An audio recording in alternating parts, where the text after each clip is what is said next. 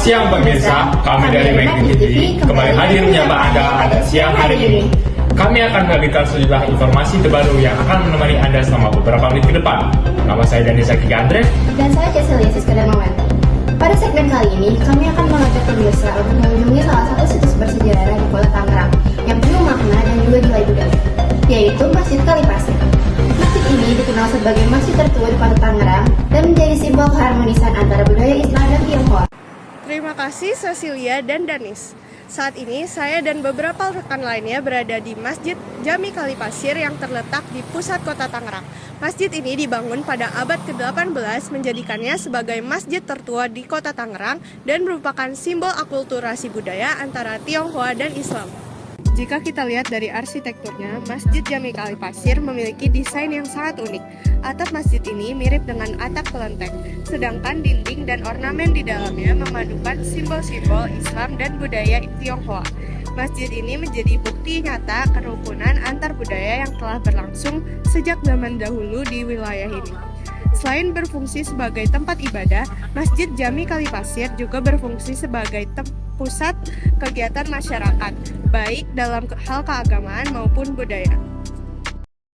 Untuk mengetahui bagaimana sejarah dan keunikan masjid ini, telah ada Lintang yang akan melakukan beberapa hal di Masjid Kalipasir Kota Tangerang. Mari kita simak laporan dari rekan kami di lapangan. Untuk mengetahui lebih lanjut mengenai sejarah dan makna masjid ini, saat ini saya bersama dengan warga setempat, salah satunya pengurus Masjid Jami Kalipasir, yaitu Bapak Rudi. Selamat siang, Pak. Bisa diceritakan bagaimana sejarah tentang Masjid Jami Kalipasir dan kapan berdirinya masjid ini? Assalamualaikum warahmatullahi wabarakatuh. Waalaikumsalam warahmatullahi wabarakatuh. Selamat datang di Kampung Sejarah Kalipasir. Kita berada di Masjid Jami Kalipasir, di mana Masjid Jami Kalipasir itu masjid tertua di Tangerang. Masjid Jami Kalipasir dalam sejarahnya memang dari abad 14, 12 sampai 16, di mana cikal bakal masjid mungkin di situ. Dari cerita dari seorang putra mahkota dari kerajaan Galuh dikawali di Ciamis. Dia meninggalkan istana, meninggalkan istana itu untuk mencari ilmu agama yang hakiki itu. Kemudian dia mengelana, dalam singkat cerita beliau itu di tengah perjalanan bertemu dengan Syekh Subakir dari Timur Tengah. Syekh Subakir itu dari alim ulama juga, dan Ki Tenggerjati namanya, mohon maaf, Putra Moka itu namanya Ki Tenggerjati. Ki Tenggerjati kemudian menimba ilmu di Syekh Subakir. Ilmu sudah didapat, kemudian Syekh Subakir pun diperintahkan untuk menyebarkan kembali. Dalam perjalanan Ki Tenggerjati untuk dari sampainya ke Waten Girang atau disebut sekarang Banten, itu dia di satu daerah dia mungkin istirahat gitu kan, di situ masih hutan, itu masih hutan. Nah, Ki Tenggerjati itu membersihkan itu atau menebang itu untuk sekadar untuk istirahat dan ibadah sholat kita. Dia mendirikan 4 batang dari pohon kelapa, atasnya pun dari bahan kelapa, itu daun kelapa. Sampai 1416 Ki Tenggerjati menikahkan itu juga menjadi petilasan Ki Tenggerjati. Kemudian diceritakan kemudian dia sambung dengan 1455 itu alim ulama dari Persia yang bernama Syekh Abdul Jalil, di mana Syekh Abdul Jalil ini guru dari para sunan gitu kan. Nah, kemudian Syekh Abdul Jalil pun menyiarkan agama Islam ke daerah Nusa Jawa. Kemudian Syekh Abdul Jalil itu menemukan patilasan Ki Tenggerjati. Nah, kemudian Syekh Abdul Jalil pun meneruskan pembangunan mungkin dari 4 batang kelapa itu dirubah menjadi ada dindingnya segala macam disempurnakan lah itulah. Nah, dari cerita Ki Syekh Abdul Jalil itu, beliau itu dihadiahkan oleh gurunya, yaitu mungkin dari ini pasir hitam atau pasir Karbala dari Irak. Nah, di mana guru dari Syekh Abdul Jalil itu memerintahkan setiap Syekh Abdul Jalil itu menempatkan diri untuk beribadah, untuk menyiarkan agama Islam di situ, itulah pasir itu harus disebarkan di situ, di tanah itu. Nah itulah supaya dalam hal ini mah untuk menyatukan ibadah sholat dan kebudayaan dari Islam itu. Kemudian Syekh Abdul Jalil ini menyebutkan itu. Nah, itulah timbul nama kampung Kalipasir itu di situ awalnya. Jadi awalnya itu bukan Kalipasir, tanah pasir, kampung tanah pasir. Nah, kemudian jadi Kalipasir. Nah sekaligus beliau menamakan masjid yang beliau sempurnakan itu Masjid Jami Kalipasir berarti seperti itu. Nah di antara ini Syekh Abdul Jalil itu menyempurnakan kembali tiang-tiang yang tadinya ada di batang kelapa diganti dengan yang ini tiang dari batang kayu jati. Nah di antara 4 tiang dari kayu jati itu sebagai abdi murid kepada gurunya itu dihadiahkan oleh Sunan Kalijaga untuk yang beliau ketahui. Itulah yang sini yang itu sampai sekarang memang masih kita lihat keutuhannya gitu.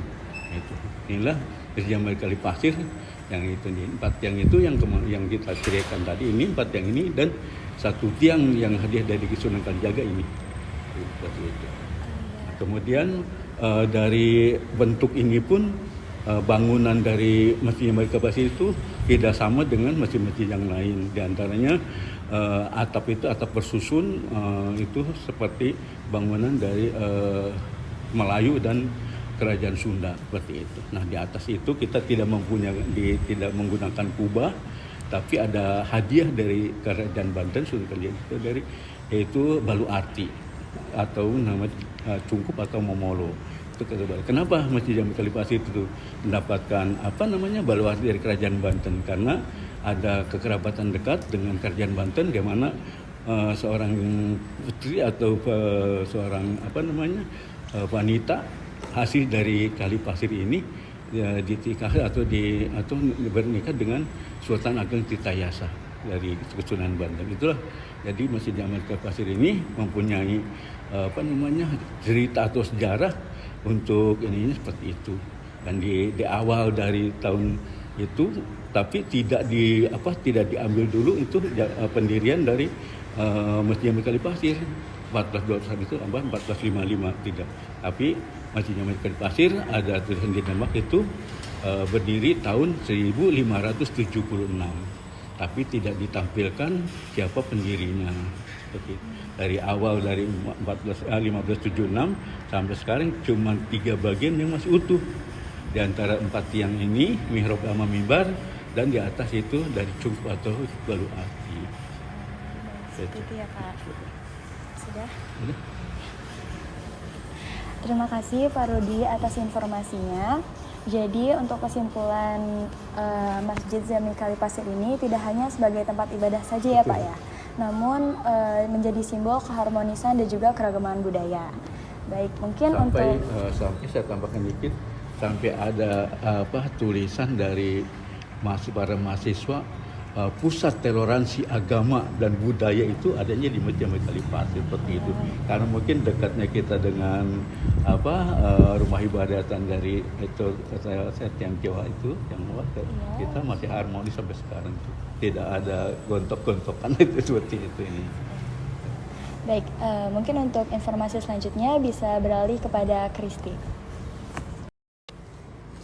Baik, terima kasih Lintang. Baik Pak Rudi, untuk pertanyaan selanjutnya, siapa saja tokoh penting atau ulama besar yang pernah terlibat dalam pengembangan Masjid Jami Kalipasir ini? Terima kasih. Dalam hal ini mungkin tokoh awal dari pengembangan atau pendirian Masjid Jami Kalipasir itulah yang cikal bakal Masjid Jami Kalipasir kan abad 1412 1416 yaitu Ki Tenggerjati dari Kesultanan dari mana dari Kalukawari. Keduanya Syekh Abdul Jalil dari Persia gitu kan ya mungkin itu. Nah kalau yang ke abad 1680 itu para mungkin pada waktu itu kepala daerah mungkin yaitu temenggung di antaranya ada Temenggung Pamitwijaya, ada Temenggung Arya Sutedilaga, ada Temenggung Arya Ramdon dan satu lagi yang terakhir anaknya itu Raden Uning Wiradilaga. Nah, nanti di makam pun ada prasasti yang memang ibarat di situ yang pendiri itu seperti itu. Ya, cukup kan? Oke, baik Pak Rudi, terima kasih atas jawaban yang diberikan. Ya, permisa, mengetahui keterlibatan berbagai tokoh penting ini memberikan konteks yang lebih dalam terkait sejarah Masjid Kalipasir. Baik, untuk pertanyaan selanjutnya beralih kepada Dirli. Terima kasih. Baik, terima kasih Kristi. Sekarang saya sudah bersama Bapak Abu selaku pengurus makam di Masjid Kalipasir ini. Selamat siang Bapak. Selamat siang.